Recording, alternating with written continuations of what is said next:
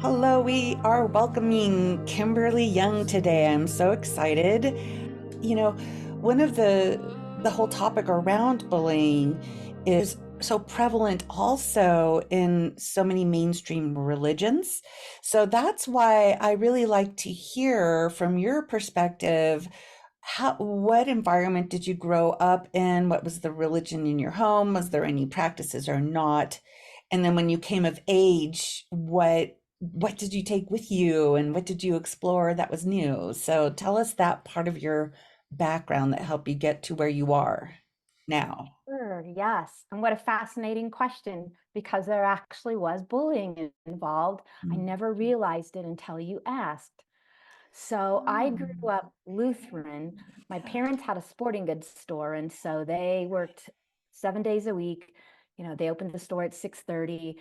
And so what happened is my mom went to church with me for a while, and then she just eventually just dropped me off. And so I went to church a lot by myself. Yeah, so I really loved the love. I didn't buy into. I remember as a little girl thinking, I'm not a wretch, I'm not a lamb. I love Jesus and I Yeah. love the love. So I went for the love. Yeah. Yeah. And Good. I went through confirmation and all that, and the pastor leads you through that. And it was interesting because one day I went to the church and there were people handing out leaflets right on the steps as you were walking into the service. And basically, they wanted to oust the pastor. And that just broke my heart. He wasn't necessarily the most dynamic speaker, and yet he had a good Yeah. heart. His heart was in the right Yeah. place. And that was it for me. I just didn't want to have anything to do with it. And Yeah. Wow. that's bullying. That's bullying. Yeah. That, Oh, they were yeah. bullying him right there on the steps. Wow. Yeah. Yeah. I mean, I loved the love. Up until Yeah. then when that happened, I just like you're saying, I just felt like these people are hypocrites and I don't want to have anything to do with this. I just really, though, I didn't want to be involved with any organization. Good. Yeah. And interestingly, my brother's 10 years older than me, and he was going to get drafted into Vietnam. And so he joined the Air Force and was able to work on computers and do all that.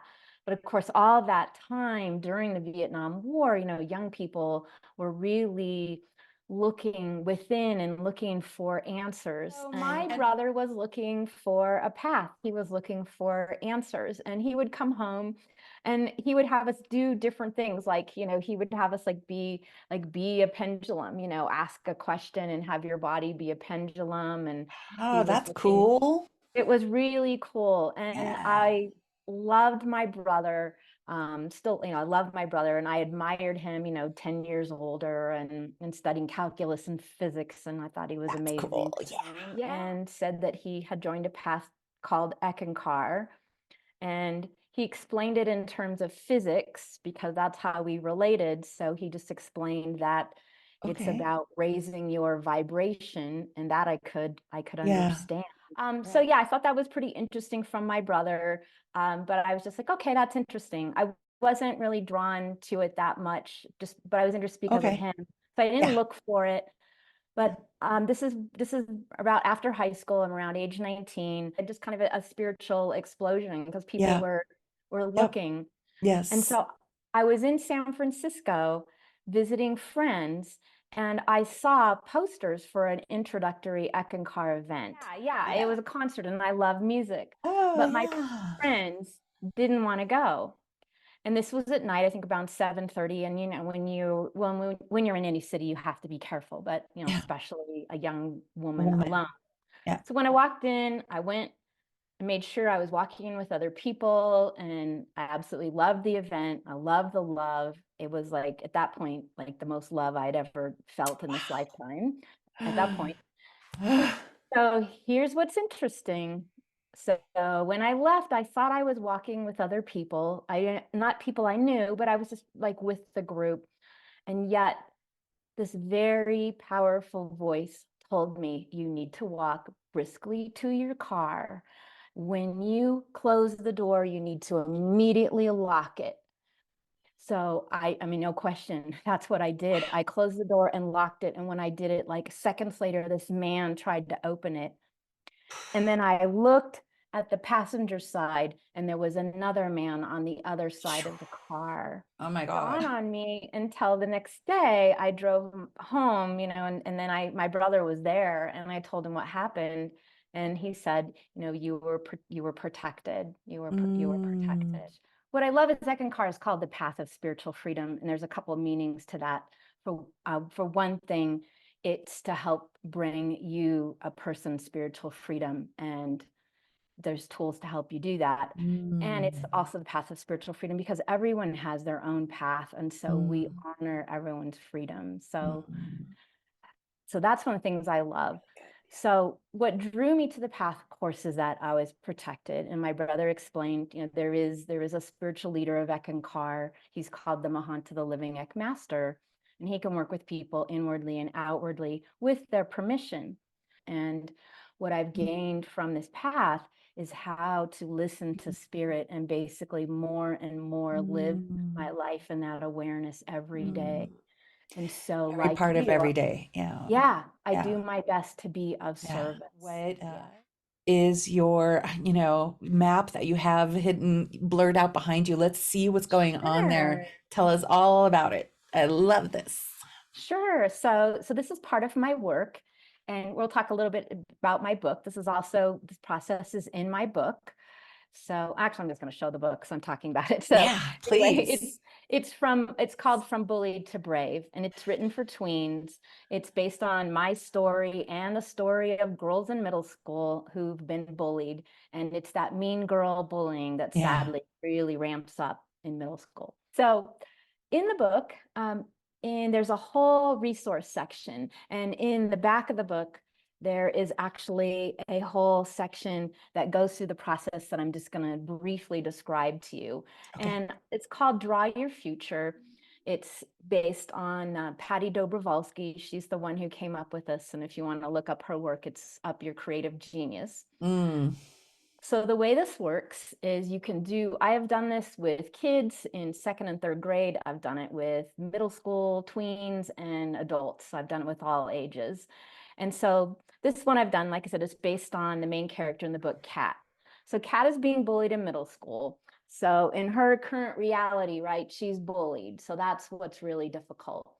But what I typically like people to do is start out with what's going well. So in the book, you'll read about Geraldine, her dog, who can actually talk. She had a cat, Killer.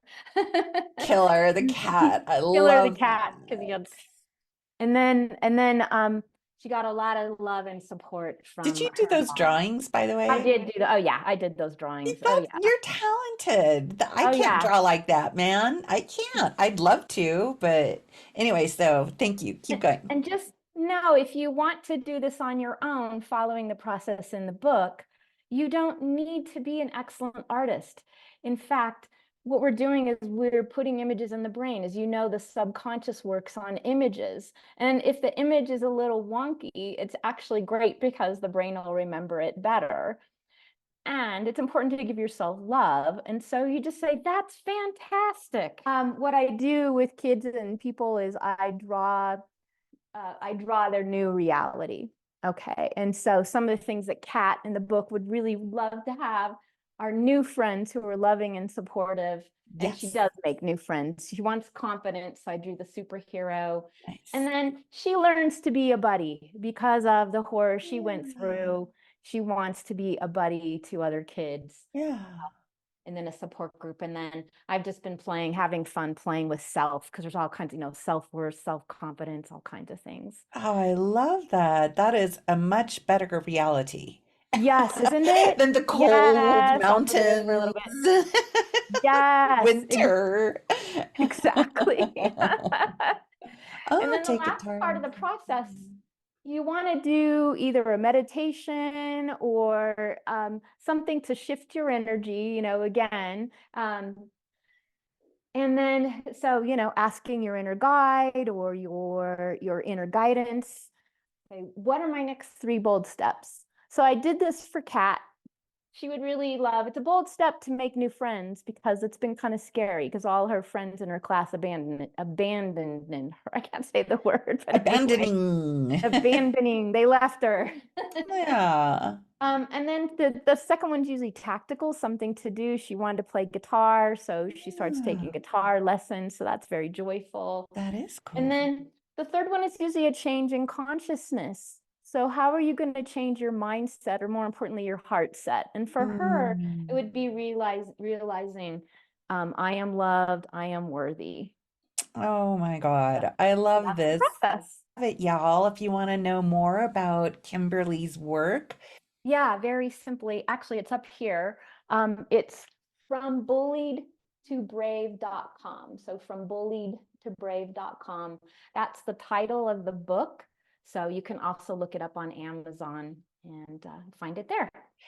Oh my gosh, thank you so much. I really enjoyed this. You just make my heart so happy. And You. I'm a highly sensitive person, and I'm sensitive to other people's energies, and I find it so easy to be around you. So I think that just says a lot about who you are as a person. You really do carry that love and light, and I'm just appreciating you right now. Thank you so much. Yes, I am loving and appreciating you too. Yes, so joyful. I just love the connection that we have. Thank you, Kimberly.